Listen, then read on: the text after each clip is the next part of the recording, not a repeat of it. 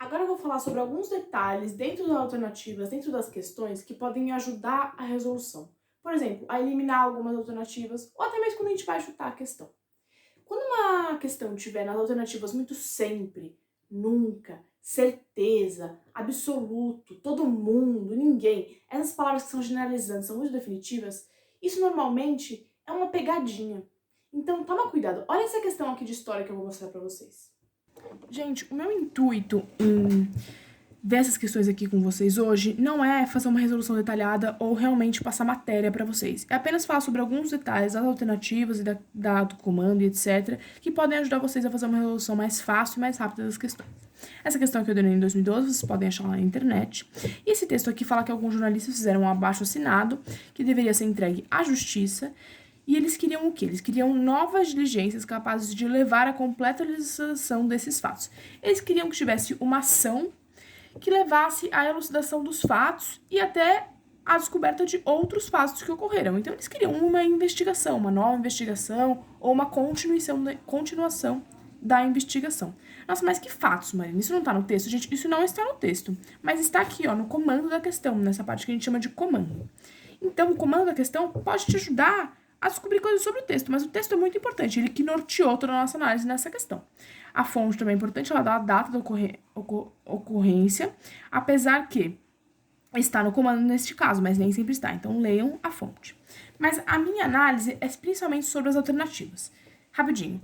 A questão aqui, o pedacinho que fala mesmo que a gente tem que fazer, fala assim: a análise dessa medida tomada indica. A análise de quem? Dos estudantes. Nossa, que medida? Do abaixo-assinado indica o que ela mostra pra gente. A alternativa A fala certeza do cumprimento das leis. E eu já vou pular para a alternativa E, que são as duas alternativas que eu quero comparar, que é a expectativa da investigação dos culpados. Você concorda que alguém que pede novas investigações, nova procura de fatos, descoberta de fatos, quer que haja um cumprimento das leis? A gente não pede que a justiça faça uma investigação se a gente não quer um cumprimento das leis. Mas, ao mesmo tempo, se a gente pede uma investigação, uma procura de fatos, a gente quer a investigação dos culpados. Então, daqui para frente, as duas alternativas estão corretas. E aqui tá falando certeza e aqui tá falando expectativa. Voltando naquele pensamento sobre palavras fortes, generalizantes, exageradas, você concorda que a palavra certeza é um pouco forte? A gente não tem certeza que vai ter o cumprimento das leis, mas a gente tem expectativa das investigações. Eles fazem exatamente na expectativa que tenham novas investigações ou que se alonguem as investigações. Então, a alternativa correta é a E. E a acaba sendo errada por causa da palavra certeza, senão ela estaria correta. Mas notem o local que está essa alternativa. É a primeira alternativa. Se você lê correndo essa questão, sabe o que acontece? Você marca essa aqui às vezes e vai para a próxima e você perde uma questão que é relativamente fácil. Outra coisa, as alternativas estão muito distantes.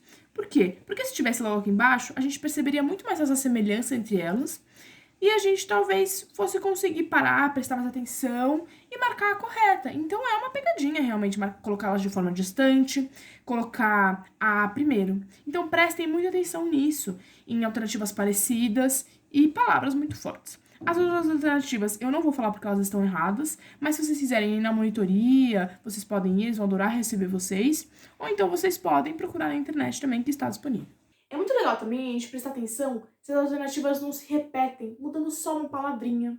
Ou então, se a alternativa não repete exatamente o que estava no texto, se a alternativa não fala exatamente ao contrário do que estava no texto, se a alternativa não se contradiz uma com a outra, se ela não se contradiz nela mesma. Olha essa questão aqui de biologia, que curiosa. Agora eu queria dar uma olhada nessa questão de biologia com vocês. No ciclo celular atuam moléculas reguladoras. Dentre elas, a proteína P53 é ativada em resposta à mutação no DNA, evitando a progressão do ciclo até que os danos sejam reparados, ou induzindo a célula à autodestruição. A ausência dessa proteína poderá favorecer a. Então, gente, essa proteína ela é ativada quando tem uma mutação no DNA. E o que ela faz? Ou ela pausa esse ciclo celular até a mutação ser corrigida, ou então ela leva a célula à autodestruição. Eu quero focar a minha análise em principalmente 3 alternativas. Eu quero primeiro olhar essa D. Manutenção da estabilidade genética, favorecendo a longevidade. Você concorda que a gente tem uma proteína que ela age contra a proliferação de mutações? Ela faz uma manutenção da nossa estabilidade genética e favorece a nossa longevidade. Manutenção da estabilidade genética quer dizer o quê? Que não tem alterações no nosso DNA. Manutenção é continuar sempre o mesmo. Então tá bom. Então, é exatamente o que está escrito no texto. Então está em consonância com o texto, essa alternativa. Mas a pergunta não é o que acontece quando o texto acontece. É a ausência da proteína. Então, quando esse texto não acontece. Então, estaria certa se não fosse ausência, né? Se fosse o que essa proteína favorece. Então, é uma pegadinha. Mas tá bom, agora vamos olhar aí. Proliferação celular exagerada, resultando na formação de um tumor. Gente, a D e a E são muito opostas. Você concorda que formação de tumor não me lembra longevidade? E acima disso, proliferação celular exagerada não é uma coisa positiva, é uma coisa fora de controle, é uma coisa que não tá tendo uma manutenção exatamente. E tá formando um tumor. Essa aqui é a certa, porque tá falando sobre ter mutações, proliferação celular exagerada e ter tumor. Então, é quando não tem a proteína. Essa aqui é a correta. Note como elas são opostas. Isso é muito bom. Quando a gente tem uma pergunta assim, tipo, ausência, o que ocorre quando a proteína não está presente, coisas do tipo, e a gente tem uma que fala exatamente o que ocorre quando a proteína está ali, a gente tem que procurar a oposta dessa. Então, ela pode nos guiar para a alternativa certa. Eu também queria dar uma olhadinha na alternativa A. Redução da síntese de DNA acelerando o ciclo celular. Você concorda que a síntese de DNA faz parte do ciclo celular? Como é que a gente tem uma redução da síntese de DNA e, ao mesmo tempo, uma aceleração do ciclo celular? Você percebe que ela é contraditória em si mesma, a alternativa? Mas olha isso aqui. A ausência da proteína pode favorecer a aceleração do ciclo celular, que acontece aqui, proliferação celular exagerada, fora de controle. Então, essa aqui está em consonância com o comando. Agora, a redução da síntese de DNA ocorre quando tem a proteína. Então, essa aqui está em consonância com o texto base. Essa alternativa aqui é muito estranha, mas ela, tipo assim, tá um pouquinho certa de cada lado. Isso pode confundir as pessoas. As duas outras alternativas também são muito interessantes. Eu realmente recomendaria vocês fazerem as questões, pensarem porque elas também confundem a gente e levarem na monitoria, porque essa questão aqui tá ótima pra gente fazer essas análises de como achar os erros comuns que a gente poderia cair se a gente não estivesse bem esperto na prova, tá? Outra coisa importante de se prestar atenção são nas questões de cálculo. Quando os números são parecidos, quando os números são a metade de um, o dobro do outro, quando tem zero a mais, zero a menos, quando a vírgula troca de lugar. Isso é muito importante também, prestar atenção nas unidades. Então, quando for uma questão desse tipo, que os números são parecidos, sabe o que isso quer dizer? Que tem algum erro muito comum que as pessoas fazem e ela chega numa alternativa que parece certa, mas ela é errada. Olha essa questão de matemática aqui. Então, gente, eu queria dar uma olhada nessa questão de matemática agora com vocês, do Enem 2014. E qual que é a ideia dessa questão? Eles dão pra gente esse sólido e pedem pra gente calcular quanta ração de gado de corte cabe dentro desse sólido com ele lotadaço. E aí eles dão pra gente as medidas do sólido, algumas, eles dão a altura, eles dão esse comprimento e dão aqui em cima. E aí eles falam pra gente como descobrir isso aqui por meio de um texto, é o que tá nessa parte aqui. É uma interpretação, assim, não tão fácil, sabe? Eu recomendaria vocês fazerem essa questão sozinhos e levarem pra monitor se tiverem dificuldade, porque é uma questão recorrente, né? Assim, cálculo de volume de sólidos. Mas, enfim, aí eu calculei o volume e deu 220 metros cúbicos. Aí você vai lá nas alternativas e vai ter aqui, ó, 220. Mas ele não pediu pra gente em 220 metros cúbicos. Ele pediu pra gente em toneladas. E você fala, mas ele não sei essa conversão. Ele deu essa conversão pra gente. A conversão tá aqui. 1 tonelada de forragem ocupa 2 metros cúbicos. Eu faço na famosa regra de 3, porque eu acho mais fácil. E aí, quando a gente faz essa conta, a gente chega, na verdade, em 110, que é outra alternativa. Então, note que, se você não fizer essa transação de unidades, você vai errar a questão. Além disso, eu consegui achar mais duas alternativas que você fazendo errinhos bobos, você chega, que é a 130 e a 260.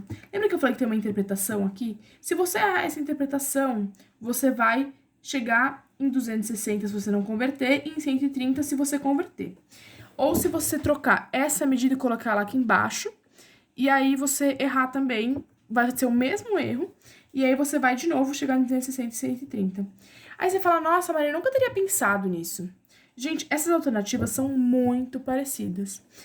Aí você fala, não acho parecida. Gente, 260 é o dobro de 130, 220 é o dobro de 110. Isso é uma coisa que faz alternativas parecidas. Elas seriam os dobros uma da outra, T0 a mais, T0 a menos. O 125, por exemplo, não é parecido. Então, vamos supor que você vai estudar essa questão, você tá só olhando para as alternativas, você vai tentar fazer aquele chute esperto. você não vai marcar o 125, porque ela não tem relação com as alternativas. Mas então, o que eu queria destacar muito nessa questão é, como a interpretação na prova de matemática é importante, eu sempre gosto de falar disso, mas o que eu queria destacar é como ler o comando uma última vez antes de marcar a alternativa, porque às vezes é onde você consegue ver que tá em outra unidade. Fazer uma boa leitura da figura, da legenda da figura. Gente, se você não ler essa legenda, você vai errar a questão. Essa legenda aqui é muito importante. Então, leiam com muito cuidado a prova de matemática, prestem atenção nas conchinhas, façam uma coisa organizada. E é isso. Tá bom, Marina, eu já passei 4, 5 vezes pela minha prova, eu fiz tudo o que eu sabia. Sobraram só umas pouquinhas questões que eu não sei fazer, mas eu tô muito cansado. Eu vou embora, tá bom?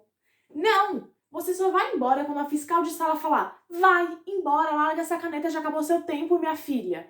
Antes disso, você não vai embora, você vai ficar lá tentando. Sabe por quê? A matéria que mais cai no Enem é a interpretação. Sim, Marina, eu sei que cai muito a interpretação em português. Não! Cai a interpretação em todas as provas. A prova de matemática é recheada de interpretação no Enem, gente. Tem interpretação pra caramba. Isso é uma das coisas que torna a prova de matemática difícil. Às vezes uma questão é tão interpretativa que ela é muito difícil de fazer, porque a gente fica demorando pra interpretar e pra entender o que a gente tem que fazer ali. Então, fica tentando até o final as questões, não custa nada, você já tá ali. Vai até o final, vai essa força final, às vezes vai te salvar uma questão ou outra, isso pode ser muito importante pra sua nota depois, sabe? Então fica até o final. Mas tá, Marina, eu fiquei até o final. Agora a moça já tá olhando pra mim, tipo assim, você não vai largar essa caneta embora, já tá quase na hora. E aí sobraram 3 questões ainda, Marina. Tudo bem, gente, lembra que eu falei? A gente chuta no gabarito. Gente, não se preocupem, às vezes a gente vai ter que chutar no gabarito, não tem nenhum problema. Só não deixe nenhuma questão em branco. Chuta alguma coisa no gabarito. Quando você for chutar, tenta fazer aquele chute consciente, ver as alternativas parecidas, chuta uma delas, vê se não tem uma alternativa absurda que, tipo assim, não, entendeu? Impossível. Aí você não vai chutar ela. Dá uma lida e faz um chute consciente. Então separa um tempinho se você acha que você vai precisar de um chutinho consciente no final, uns 10 minutinhos, entendeu? Isso é muito importante. Então, não deixa o gabarito em branco, mas fica até o final da prova, né? Mariana, você tá me enrolando? Porque assim, já tá no final do vídeo, eu não sei fazer essa prova aí, eu tô achando que você me enrolou. Não, gente, é lógico que eu não enrolei vocês. Mas eu também não sei como vocês vão fazer a prova, pra falar bem na verdade. Isso é uma coisa muito individual, só você pode descobrir. Sabe como eu descobri como fazer a prova pra eu ter o meu melhor desempenho? Fazendo simulados. Fazer simulados é muito importante pra você conseguir se dar bem no Enem. Marina, por que fazer simulados é tão importante? Gente, é por meio de simulados que vocês vão aprender a usar todas as ferramentas que eu dei pra vocês no vídeo, todas as informações que as meninas deram pra vocês nos outros vídeos, que você vai aprender a pular questões, que você vai muitas vezes aprender a responder questões. É muito diferente saber uma matéria e responder questões sobre essa matéria. Então faça simulados para você descobrir quanto você vai fazer de uma prova antes de você passar para outra, quando você gosta de fazer sua redação, quando você vai preencher o seu gabarito, tudo isso. Mas principalmente para aprender a pular questões. A primeira vez que você pular questões, talvez não dê muito certo, seja um pouco estranho, mas com o tempo você vai aprender. Isso vai te ajudar muito no Enem. Gente, sinceramente, eu acredito que uma pessoa que estuda muito, mas nunca fez um simulado, tem menos chance de passar do que uma pessoa que estuda um pouco menos, mas fez alguns simulados. Porque essa pessoa que fez simulados, ela chega pronta na prova. Ela sabe exatamente o que ela vai fazer, quando fazer. Ela sabe como fazer a prova que funciona bem pra ela. Então, assim, é um tipo de preparação muito difícil de conseguir. E aí você fala pra mim, Marina, mas falta muito pouco pra ele. Não dá mais tempo de eu começar a fazer simulado agora. Gente, lógico que dá tempo. O Faceduca tá com simulado vindo por aí. Você acha que esse simulado é o quê? É pra você fazer. É muito importante pra você. Não, Marina, mas bem nesse dia, eu não vou poder, sabe? Porque eu vou ter um compromisso, etc. Tudo bem, gente, eu entendo. Mas simulado não é só o que o Faceduca dá pra vocês. Provas dos anos anteriores podem sempre ser simulados muito bons. Há 5 anos atrás você fez o Enem? Se você não fez, faz o Enem 5 anos atrás. Além disso, todos os anos o Enem dá 2 Enems pra gente. O PBL e o normal. Esses 2 Enems estão lá no site, né, pra você baixar se você quiser. Lá tem o gabarito também desses Enems. E internet afora tem resolução desses Enems também, até do PBL. O PBL é uma prova com o mesmo nível de dificuldade do Enem e feita pelas mesmas pessoas que fazem o Enem. Então é um simulado maravilhoso! Além disso, são questões inéditas muitas vezes. Provavelmente você nunca viu algumas questões do PBL. Elas são menos utilizadas por aí. E você fala, tá bom, Marina, eu vou fazer o simulado. Gente, na hora que você for fazer o simulado, é só caneta preta. Você só pode usar 2 folhas frente e verso de rascunho na prova de ciências da natureza e matemática. Você não vai olhar o computador, você não vai olhar suas anotações, você não vai olhar nada, você não vai nem mexer no celular para conversar sobre qualquer coisa com a pessoa. Você vai realmente se fechar ali, fingir que é o dia da prova, parar sua comunicação com todo mundo e simular 100%, ok?